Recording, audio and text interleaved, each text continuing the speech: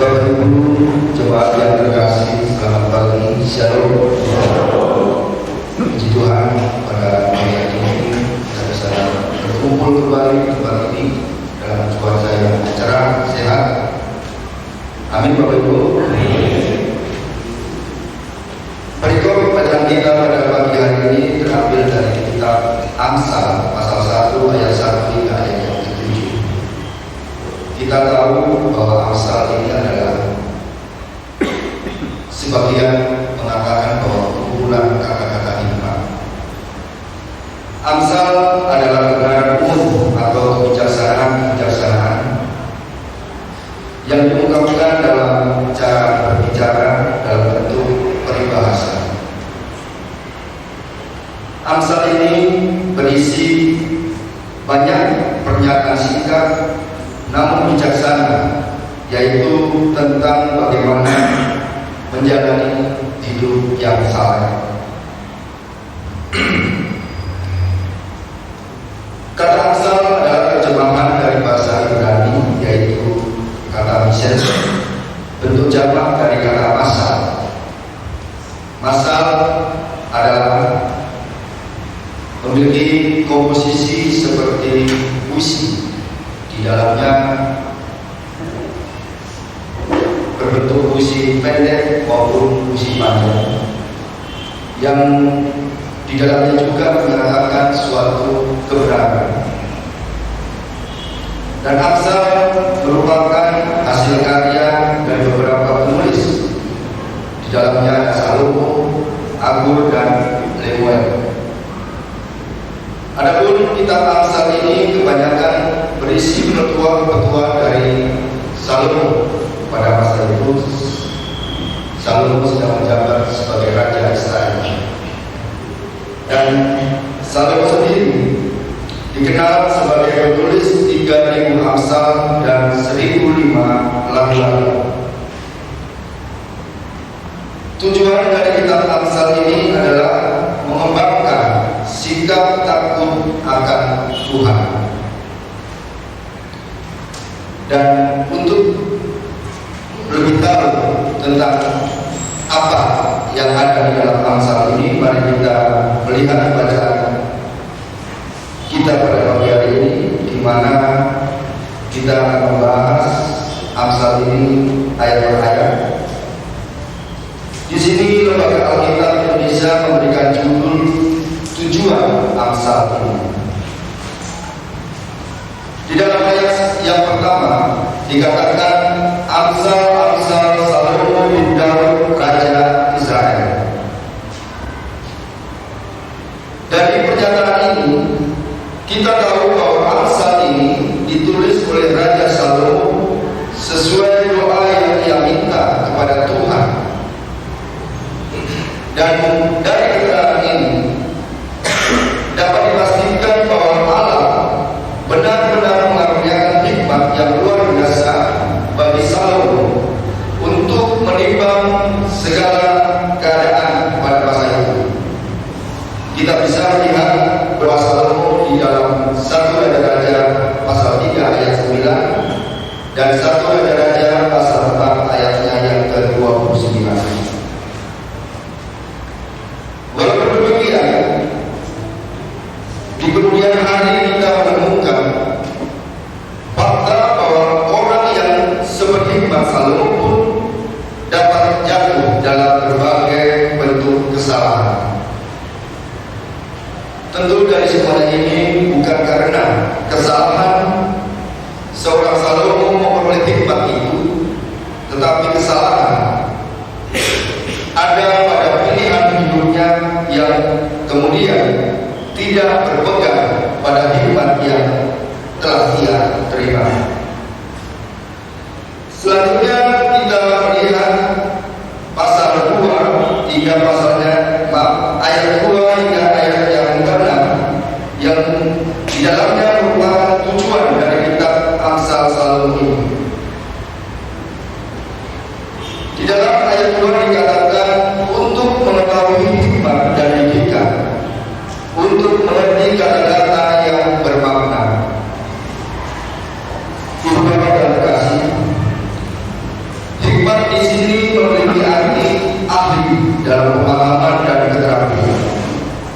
yaitu keterampilan dalam menjalani kehidupan sesuai dengan teladan Allah, sehingga kita dapat terhindar dari kejatuhan moral. Sedangkan didikan berarti perintah atau sarana yang sangat penting untuk menuju hikmat tadi. Dalam menerima didikan memerlukan sikap yang rendah hati, mau tunduk dan taat, dan mau mendengar lalu menerimanya, mau mencintai dan menghargai kata-kata yang bermakna dalam pengajarannya, sehingga bisa melahirkan pemikiran-pemikiran yang benar. Dalam ayat 3 dikatakan untuk menerima didikan yang menjadi pandai serta kebenaran, keadilan, dan kejujuran. Didikan menjadi pandai dapat diartikan menjadi pendidikan sebuah pengertian. Maksudnya adalah pendidikan pengenalan dari situasi dan keadaan, sehingga bisa menghasilkan pengertian-pengertian.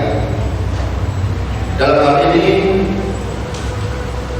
dapat menghasilkan pandai dalam bersikap, pandai dalam berpikiran sehat, dan mampu mengambil suatu keputusan yang tepat dalam situasi apapun.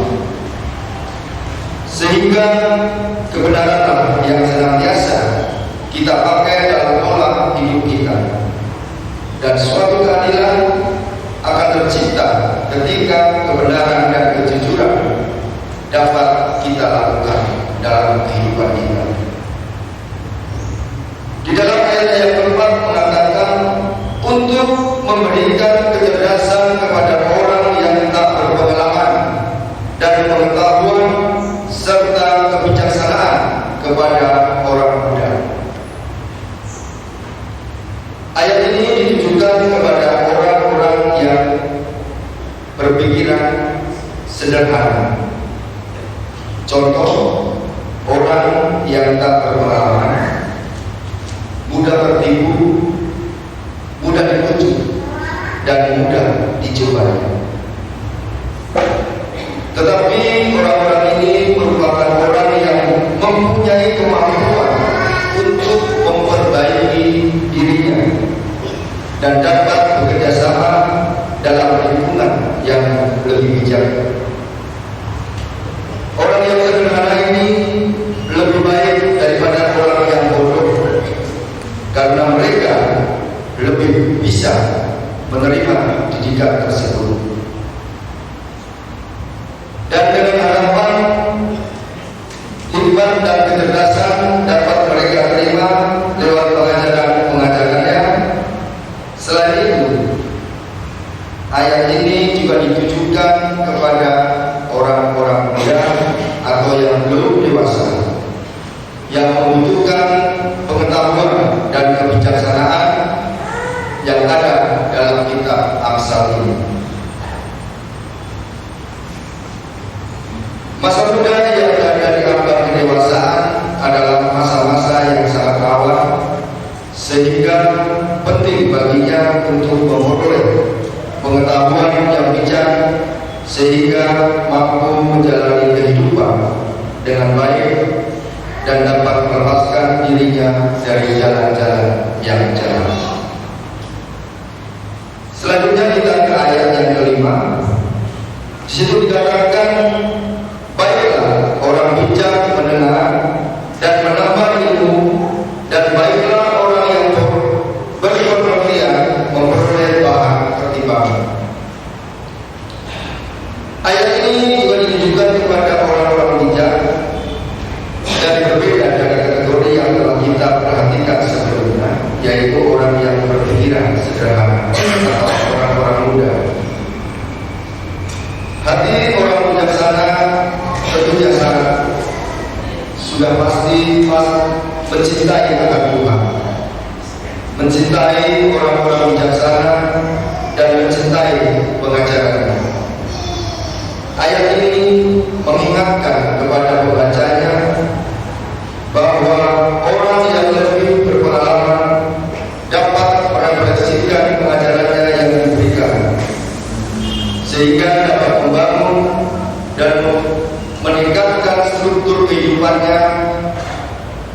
dalam kehidupan yang ia jalani.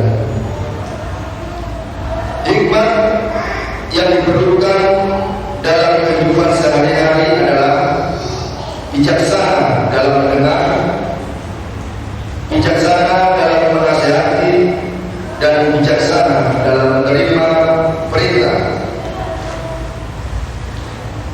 Orang bijak selalu berjalan dalam kebijaksanaannya serta secara berkesinambungan dalam hidupnya dan mau membagikan pengetahuannya tersebut. Dan kita tahu bahwa semua karakter ini bersumber dari takut akan Tuhan. Di ayat yang ke-6 situ dikatakan untuk mengerti asal dan ibarat perkataan dan teka-teki orang bijak. Arti ayat ini adalah orang yang bijak dapat meningkatkan hikmat dengan membaca tulisan ayat-ayat yang ada di dalam Amsal ini. Hikmat yang dimaksud terdiri dari Amsal, ibarat, perkataan bijak, dan teka-teki. Amsal banyak menggunakan persamaan dan metafora yang sulit dimengerti untuk menyampaikan pemikiran-pemikiran yang penting. Sedangkan ibarat berisi pepatah yang syarat dengan sindiran dan sarkasme. Perkataan orang bijak kemungkinan tidak mengarah kepada perkataan biasa seperti yang tertulis di dalam kumpulan-kumpulan hikmat tersebut. Dan teka-teki orang bijak berisikan misteri dan ambigu yang sulit dimengerti. Jadi bila seorang bijak bisa membaca dan mengerti maksud dari semuanya itu, maka ia dapat meningkatkan hikmat yang ada dalam diri orang tersebut. Bapak Ibu, itulah tadi tujuan dari Amsal bacaan kita yang umumnya tujuannya adalah untuk mencapai suatu kebijaksanaan dan kedisiplinan. Kebijaksanaan adalah kompetensi dan keterampilan dalam bidang apapun, sedangkan disiplin adalah proses pendidikan yang diperlukan untuk mencapai kompetensi tersebut. Sehingga dalam mengembangkan keterampilan memungkinkan seseorang untuk memperoleh kehidupan yang disiplin dan bijaksana, serta dapat menghasilkan seperti apa yang diinginkan, yaitu melakukan apa yang benar. Melakukan yang benar dalamnya adalah kejujuran, serta dapat menegakkan apa yang adil, di mana di dalamnya ada suatu keadilan, serta memampukan dirinya untuk bersikap adil dan jujur dalam hubungannya dengan masyarakat. Tujuan yang lebih spesifik dari ayat ini adalah untuk memberikan kehati-hatian kepada yang belum berpengalaman, serta pengetahuan dan kebijaksanaan untuk seorang pemuda. Pemuda di sini belum tentu pemuda yang jahat atau yang memiliki sifat pemberontak. Dia hanya pemuda yang berpikir. Dia hanya pemuda yang tidak berpikir secara matang dan kurang dalam hal berpengalaman. Makanya pemuda tersebut perlu dididik, diajar dengan bijaksana sehingga memiliki pengetahuan dan akal yang sehat. Sedangkan Tuhan yang dimaksud di dalam Amsal 1 ayatnya yang ke-7 adalah Allah yang diwahyukan kepada Israel sesuai dengan apa yang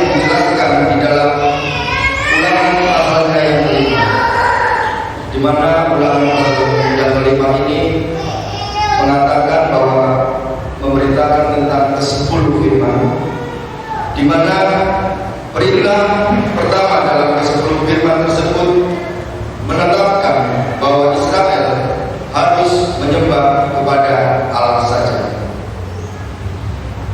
Jadi takut akan Tuhan adalah sebuah luapan emosi kekaguman yang begitu hebat, sehingga umat akan mau menuruti perintahnya. Dan dalam hal ini, kekaguman atau takut akan Tuhan dipandang sebagai awal dari proses pendidikan untuk memperoleh pengetahuan dan pengertian dengan cara yang bijaksana. Bapak Ibu yang terkasih, hubungan kita dengan Tuhan sangatlah penting dalam mengupayakan keberhasilan dalam diri seseorang maupun dalam kehidupan bersama keluarga. Tak jarang sebagai orang tua dalam segala harapannya berkeinginan agar anak-anaknya memiliki prestasi dan kemampuan dalam mengatasi masalah dalam kehidupannya. Tetapi sangat disayangkan, terkadang sebagai orang tua kita sering meletakkan harapannya hanya pada lembaga pendidikan saja, dan sering mengabaikan tanggung jawabnya untuk mendidik secara langsung dengan pengajaran rohani yang bersumber dari Alkitab dan pengalaman hidup orang tuanya bersama Tuhan Yesus. Bapak Ibu yang terkasih, ada dua cerita. Cerita yang pertama, seorang anak ketika pulang sekolah dijemput oleh ibunya, dan ketika anak itu berteriak minta jajan kepada ibunya secara paksa, dan ibunya pun menjawab anak tersebut dengan suara yang lebih keras, sehingga dengan begitu dia mengatakan bahwa tidak perlu jajan karena sudah banyak bekal yang dia terima. Akan tetapi anak tersebut juga terus merengek dengan suara-suara yang keras. Begitu juga dengan ibunya, tapi lambat laun ibunya terus memaksa anaknya untuk dibawa pulang ke rumah. Itu cerita yang pertama. Cerita yang kedua hampir sama. Ini seorang anak meminta kepada ibunya untuk dibelikan sepeda baru. Akan tetapi ibu ini mengatakan kepada anaknya bahwa, "Nak, sepeda yang digunakan masih bagus, masih bisa dipakai untuk kehidupan sehari-hari." Dan anaknya pun merangkak, karena sepeda itu sudah lama, tidak sama dengan sepeda yang dimiliki oleh temannya. Dan dengan lembut, di seorang ibu ini mengatakan, "Baiklah, kalau memang menginginkan sepeda yang baru, anak harus mau menyisihkan sebagian dari uang jajannya untuk menabung guna membeli sepeda yang baru.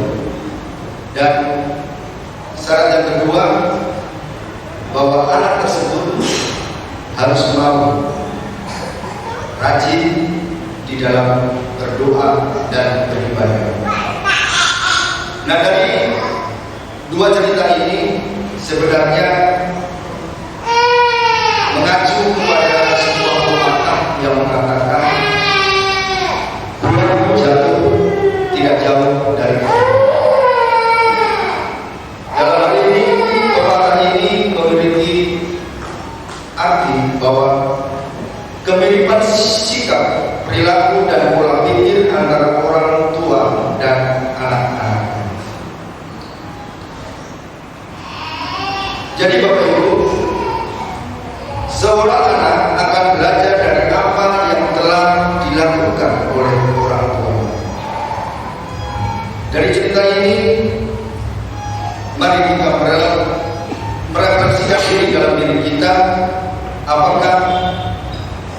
sudah memberikan yang terbaik kepada anak-anak kita.